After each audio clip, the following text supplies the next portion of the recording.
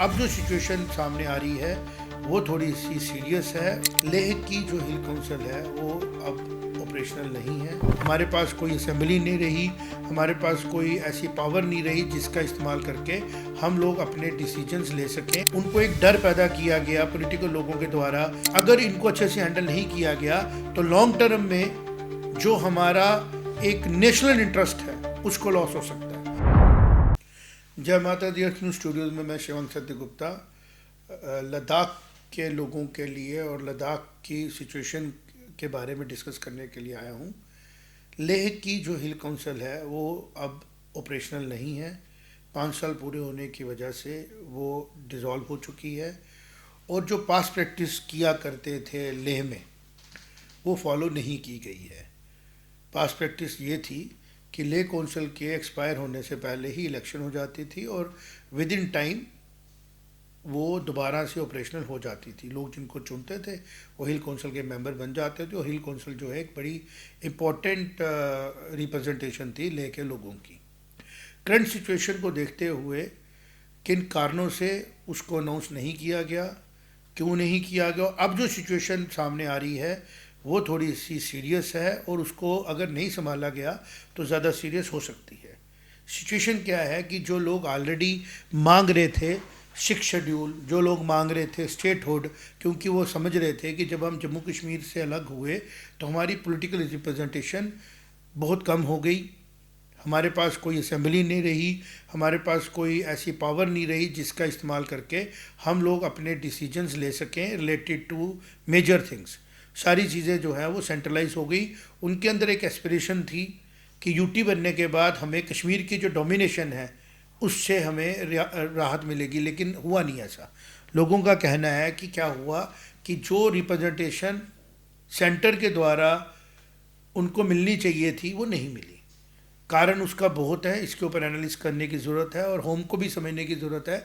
Home के जो officers Ladakh में काम कर रहे हैं, होम के जो ऑफिसर JNK को देख रहे हैं, लद्दाख की स्पेसिफिक बात करूंगा, उनका काम था ये समझना कि आने वाले समय में लद्दाख के अंदर 2 हमारी हिल काउंसिल्स हैं, एक है करगिल और एक लेह।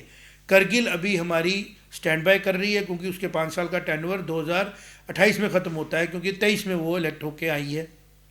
लेकिन जो हिल काउंसिल ऑफ लेह है वो उस टाइम पे ख़त्म हो रही है। एक तरफ सोनम वांगचुक के फास्ट चल रहे हैं और दूसरी तरफ जो है हालात ख़राब हो गए फिर हमारे। और अब उसके बीच में जब एक्सपायर हो रही थी ये हिल काउंसिल तो या तो उसको एक्सटेंड कर दिया जाता, वो भी नहीं किया गया, या फिर इलेक्शन करवाई जाती पहले ही, वो भी नहीं कराई गई।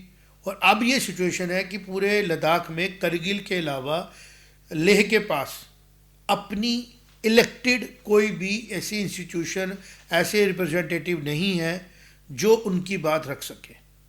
तो अब सारी जिम्मेवारी आती है LG श्री कविंदर गुप्ता जी पे कि वो इस गैप को पूरा कैसे कर पाएंगे और उनकी एडमिनिस्ट्रेशन पे जो पूरी रिस्पॉन्सिबिलिटी उठाएगी जब तक हिल काउंसिल नहीं आती है, उन गाँव की, उनकी डेवलपमेंट्स की, रीच की और जो भी ड्यूटीज़ थी हिल काउंसिल्स की उनको पूरा करने की।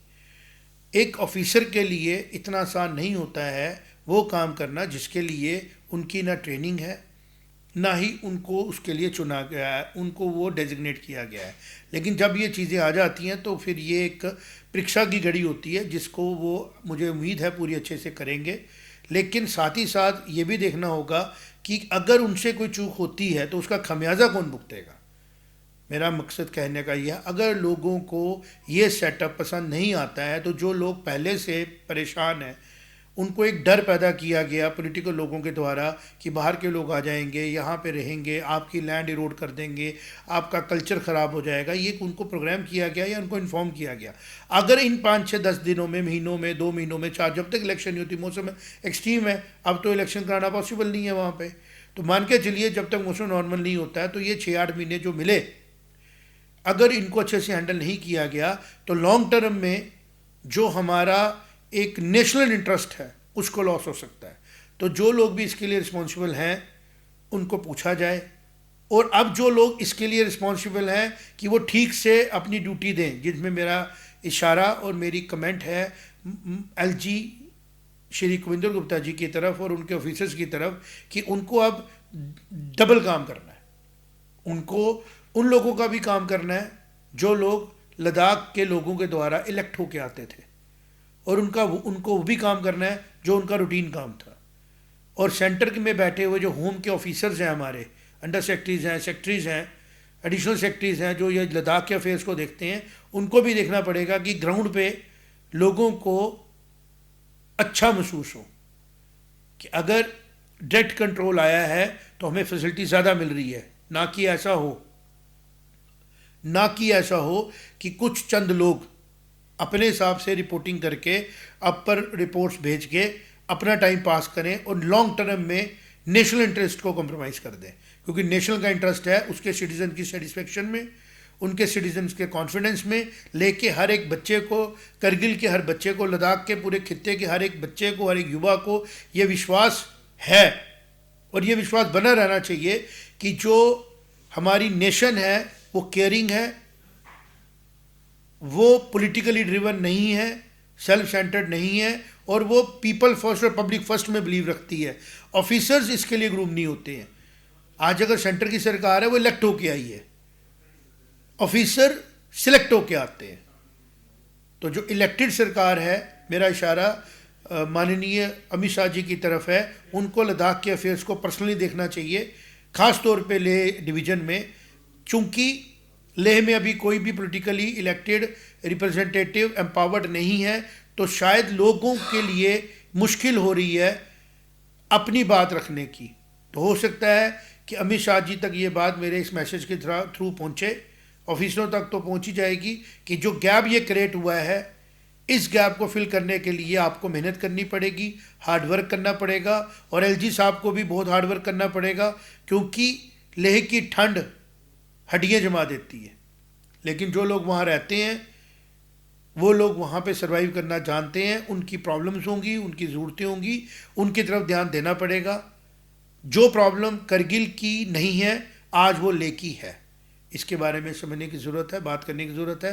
कहते हैं अलर्ट करना मीडिया का काम है, अलर्ट कर रहे हैं कि लोग ऑलरेडी स्ट्रेस्ड हैं, जो गोली चली उस वजह से दुखी हैं मन में, और उनको अब राहत चाहिए।